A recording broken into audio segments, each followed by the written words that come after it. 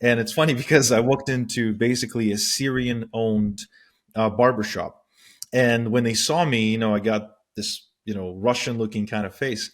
Even though in Bulgaria, a lot of people have, this sort of look.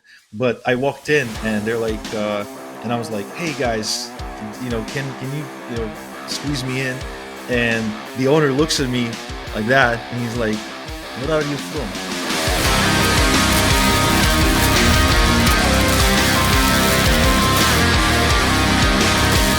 Welcome back to the List Building Lifestyle.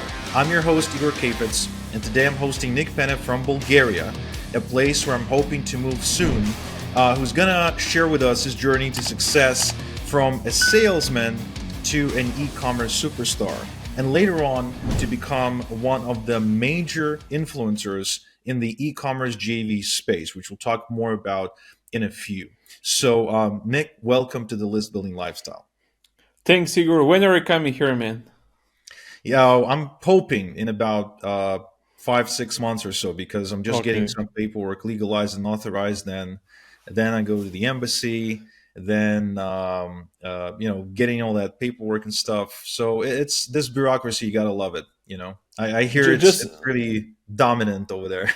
yeah, actually, it's everywhere like that, but just in time for the summer. So thanks for inviting me. You're actually I speak on a lot of shows, a lot of podcasts, and you're probably one of the few that I wanted really hard to speak on. And the reason why I did that is because you had reached that point that as a guest, and he's one of the guys that I read the book and I like him and I apply a lot of the stuff he's talking about in the book. So if you know him personally, tell him that he has a cool book, he's a cool guy. But let me just quickly introduce myself. So as Igor said, I've been in the e-commerce and sales for a long, long time now. Right now, I run a few companies, a partnership agency, which helps company to expand for partnerships while paying zero on paid marketing. So I'm a very cheap guy. I've spent a lot of money on paid marketing, so now I teach people how to grow without spending any money for that. Also, I have a partnership network. I have like 1,500 founders in the e-commerce space who I know personally. The network is totally free, and the goal of this network is actually just to connect people so we can do stuff together, grow together, again, without paying anybody anything. And Igor is one of our partners that I've met recently. We went for another reason, but we're doing some other stuff. And the last thing that we did is we have a SaaS solution which helps companies to do proactive referrals and introduction swap. So imagine instead of waiting for a referral to come from somebody, you kind of request those proactively. So that's why our was baby. Yeah. Okay. So it sounds like you got lots of irons in the fire. It sounds like you're very connected in the e-commerce space, but you didn't start there. Just like most of us, we didn't go to school for e-commerce. And you were telling me before we got going here that your first job was actually in sales, and it was unique because you were working overnight shifts. Basically, you were selling stuff, but back where most of your friends were asleep. Yeah, actually, I mean, let me tell you the story. I mean, I finished high school in Bulgaria. I actually took my senior year in 1 month, just in case something messed up with my scholarship in the States. Then I went to the USA. My first day in America was in school was September 11th. I went to school and I was watching the Twin Towers collapse on TV. So that was my first day in school. I went in the exchange student. So, anyways, I mean, that was a long time ago. I finished high school there. I got a scholarship for a university called Fresno Pacific. I went there. I was trying to get my girlfriend to come as well. She got her visa refused 3 times, and I just dropped off school and I just came back to Europe and Bulgaria without telling my parents, because my father told me you're not gonna come back, you're gonna miss this huge opportunity in the USA. Don't come back. And of course, I didn't come back. At least I didn't tell him.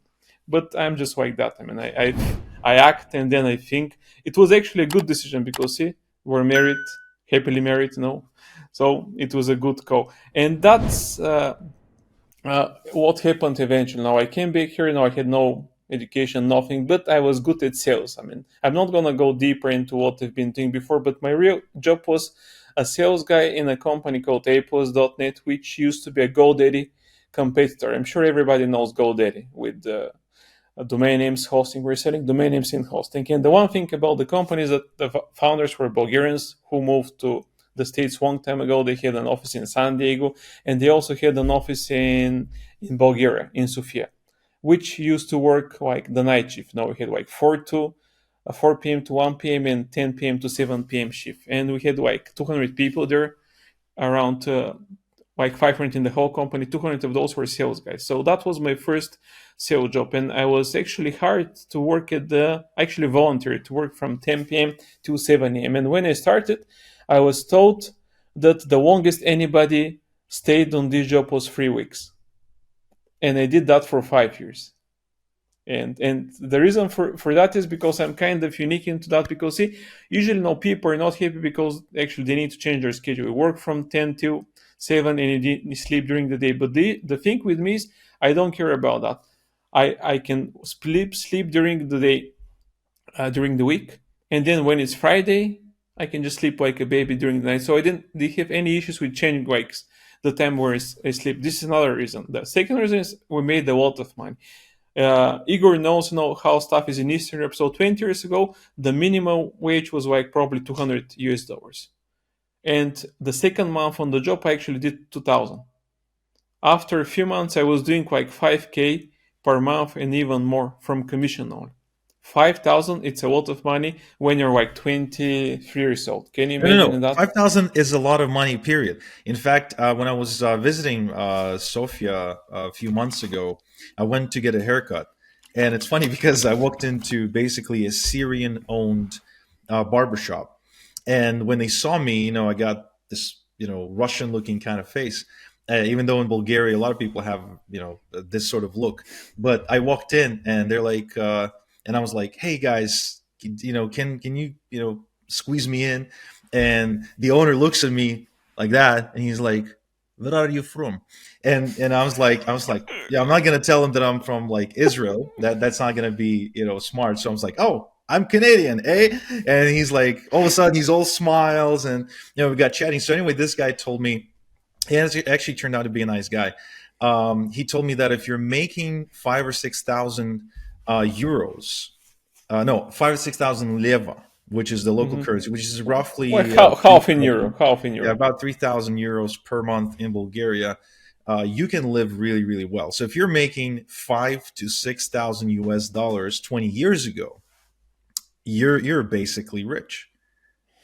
Yeah, let me tell you another funny story, because now my wife, she was girlfriend back then, she was working in a bank and I was picking her up. So once I started making money, I got like a brand new BMW. And the other guys were telling, your boyfriend is probably a drug dealer, A he drug cannot dealer, be that's right. driving such cars when he's such a young guy. And for example, my father, he's the head engineer for the airport in Sofia. So the guys they were telling, okay, probably his father is doing some corruption stuff and he probably both his son BMW. So nobody was believing me that it was this like a pure sales job and just doing sales. But I'm like that with sales. I mean, see, the thing with sales is like with more jobs is that usually have like a quota. The quota at Apple's was like seven like thousand US dollars. So whenever you make like 7,000 in sales, you're getting 10% commission. So most guys were doing like 700, and whenever they hit the quota, what they did, they took a Relax. vacation. They Yeah. didn't do anything. So this is probably the one thing that I'm kind of different, and all the good sales guys are different. We're not the best sales guys. Not the best sales guy is actually making the most money. The most persistent one is doing that. So when everybody stopped selling, I actually continued selling. I was not happy to be the first, the best sales guy in the company. I was not happy until I was actually doing 2 or 3 times more than the second one. So each week we're getting like the charts for the teams, who is first, who is second. If I was not first, I was getting crazy. I was doing sales call. I was doing like spending like 5 6 hours on the phone doing like few hundred calls. And eventually now I built a huge network of clients. So eventually it got easier and easier, but I never gave up. I always was pushing hard. Whenever I was happy with what I did for the month, I didn't stop. I actually started preparing the deals for the next month. So whenever the next month kicks in, I already had some deals going on, and this continued for like 5 years now. Like I told you, I had no issues with the sleep, so we're making money. I got an apartment. I paid it off. By the age of like 26 or so, whatever. And so I have no debt. Since then, this is the only thing that I've ever purchased with any mortgage or credit, by the way. But I got lucky, I got lucky that I found this job, because usually, companies don't pay such a huge commission, but they were making a lot of money from us, so they were happy. But eventually, like any fairy tale, or like the real fairy tale, it doesn't end good. So what happened? No, the company grew a lot. They got acquired by another company, and what happens is, in 2010, just before the World Cup, I remember it very well. They told us, "Okay, guys, now we're closing the office." I mean, that's it. So they didn't offer us to work like remotely or anything, So that's it now. Adios, guys. So from doing like 5K plus per month, I went to zero. So and what Yeah, but happened then? still, you could probably sell something else. Yeah, exactly. But the thing is, no, there is other things that happen in the meantime. My girlfriend got pregnant, so I actually got into a car accident at the exact same crossroad in a matter of like 1 week. These are actually the only times in my life where I got into a car accident. The first one was a big one, the car was all messed up. I was okay, but and then I found like a job, like a job at a company running like digital offers, affiliate offers for other companies. And at the time of when this crash and everything happened, I know the job was great, but the company was not doing very well. Their accounts were getting suspended, and then they decided to actually run their own offers, develop their own products, and actually start selling those. Not just running somebody else's offers. And in the meantime, I got a call from another company which offered me like a corporate job to represent them in like multiple countries. So they were paying me like 2K euro, which was not what I was doing, but it was much better. So I got the offer, but at the same time, I liked what my employer there was doing or trying to do, and I said, okay, you know what? I'm gonna set up an e-commerce business. That's when I got the idea, because one of the products that they're trying to sell was the so-called acai berry or acai berry, the magic Brazilian fruit. I'm not sure if you know that, but like all this Venice stuff. This guy, Dr. Ross, he got into trouble pushing all this in the States. So we're one of the first who started selling that. And how did it start? I had to convince my other co-founders to actually join me. I told them, okay, my one of my friends, Wacky, I said, Wacky, man, build me a website. We're gonna order this stuff from the UK. We found like a supplier. We're gonna just call it, we're gonna just make up a name like a private label, and we're gonna sell it here. Okay, man, I don't believe you. Okay, man, build me the website. I'm gonna order them with my money. I'm gonna sell them, and I'm gonna prove to you that we can do it. And he said, okay, man, do that. I'm gonna build a website. So I ordered like 200 units from the UK. We just started running some ads, and we sold that in like within a few days. And the other guys would say, okay, man, let's do that. And then we actually started selling. But everybody is telling us, okay, man, I've seen this product in the UK. It's for 15 euro. There you're selling it for 50 euro. What the heck? And I said, okay, man, we need to change something. We're gonna order our own product. So our first product was called Acai Verde, which means acai green, because it was like a bill, like very good quality. So we ordered our first product, and we actually started selling like crazy. But the good thing is that nobody was running Facebook ads. That is in like 2011. So I was paying 1 cent per click in some markets. So we got very early now. The most we ever paid for paid ads was in the Scandinavians. It was like half a euro per click. In like Central Europe, Spain, the Pre-Baltics, uh, like in some of the countries, we paid for like 1 cent per click. We had like days where we're doing like 250 USD ad spend and over 200 sales when we're selling a product for like 50 euro.